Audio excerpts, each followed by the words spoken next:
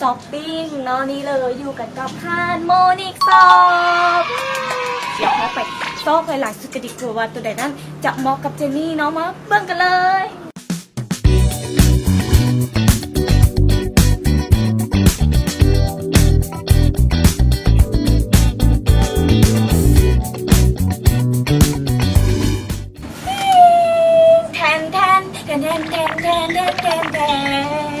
ว้าวจือตัวเองเกือบบ่ได้เนาะเป็นจะไหนเจนนี่ออกมาก็แปลงร่างออกมาเป็นแบบนี้แล้วตอนนี้เจนนี่ก็เลือกต้มหูได้แล้วเนาะยังเลือกบ่ได้เถอะ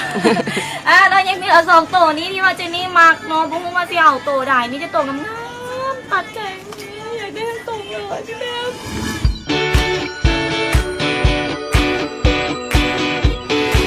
ตอนนี้เจนนี่ก็จะพาทุกคนเนาะไปเล่นไปย่างอยู่ที่เวียงจันทร์เซ็นเตอร์นั่นเองเนาะแต่ว่าอย่าลืมติดตามกันเนาะว่าไปห้องนั้นเจนนี่เอาอีหยังมาฝากและเป็นอย่างน่าเจนนี่คือเป๊ะเวอร์แบบนี้เนาะต้องติดตามกันดีๆเด้อเนาะตอนนี้เกี่ยมไปกันดีกว่าไปเลย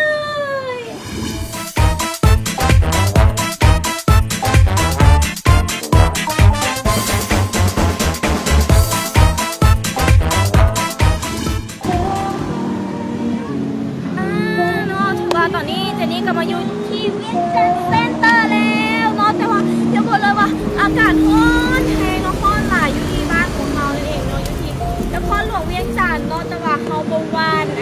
เพราะว่าเจนนี่มีเคล็ดลับดีๆเพราะนี่เลยเนาะหน้าขาวสายก้าทาแดด UV รังสีเนาะรังสี UV ของเขาบริเห็นอย่างส่วนหายเจนนี่แบบหน้าดำหน้าค้ำเขาเลยฉะนั้นแล้วตอนนี้เขาจะไปซอกกินน้ำกันดีกว่าเนาะเพื่อว่าเติมพลังแล้วกลับเป็นเลาะตากแดดกันต่อแล้วจะได้บ้าเลย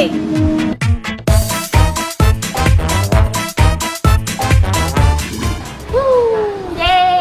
เนาะตอนนี้เจนนี่ก็ถือว่ามาพักผ่อนกันแล้วเนาะมาดื่มน้ำเย็นๆอยู่นี่เลยเป็นห้างกาแฟเนาะซึ่งว่า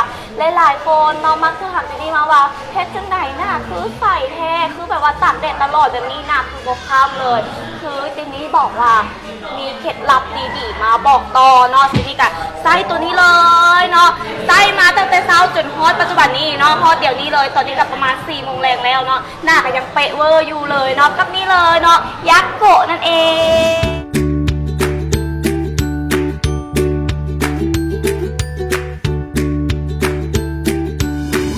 ของมันเนาะจะเป็นแบบคล้ายๆคือเนื้อใยใหม่ทุกคนเนื้อใยใหม่แล้วจะเป็นแบบว่าบางคนบ่มักทาแป้งหรือว่ามักเติมระหว่างวันแบบนี้เนาะแบบว่าเขาแต่งหน้าไปแล้วเขาสามารถเติมได้เลยเพราะว่าเนื้อโตยักษ์โกะตัวนี้เนาะมันจะเป็นคือเนื้อแป้งแบบว่าทาไปแล้ว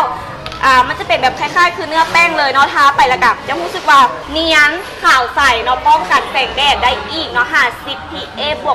วกอันนี้จะเป็นเนื้อเดี๋ยวจะนี่เอาบีบให้เบิ่งอยู่แถวนี้เนาะ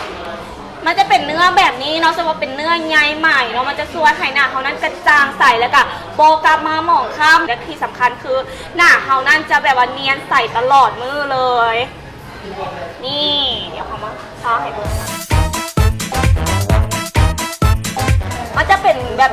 คล้ายๆคือแป้งเลยเนาะใครที่ว่ามักทามักทาแป้งเนาะใครที่ว่ามักทาแป้งเขาต้องทาตัวนี้ไปเลยเพราะว่าแป้งมันจะเฮ็ดให้หน้าแห้วบางเทื่อเนาะฉะนั้นแล้วเขาทาตัวนี้เข้าไปมันจะช่วยให้หน้าเขาซุ่มซื่อและกับบำรุงได้ดี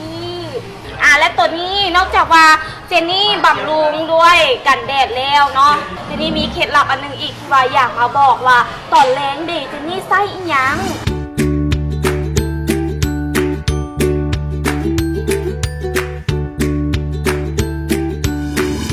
มักหน้าเห็นซองน้อยๆแบบนี้บอกเลยว่าโอ้เพิ่นออกฤทธิ์แฮงเนาะตัวนี้เพราะว่าตัวนี้มันจะช่วยบำรุงเป็น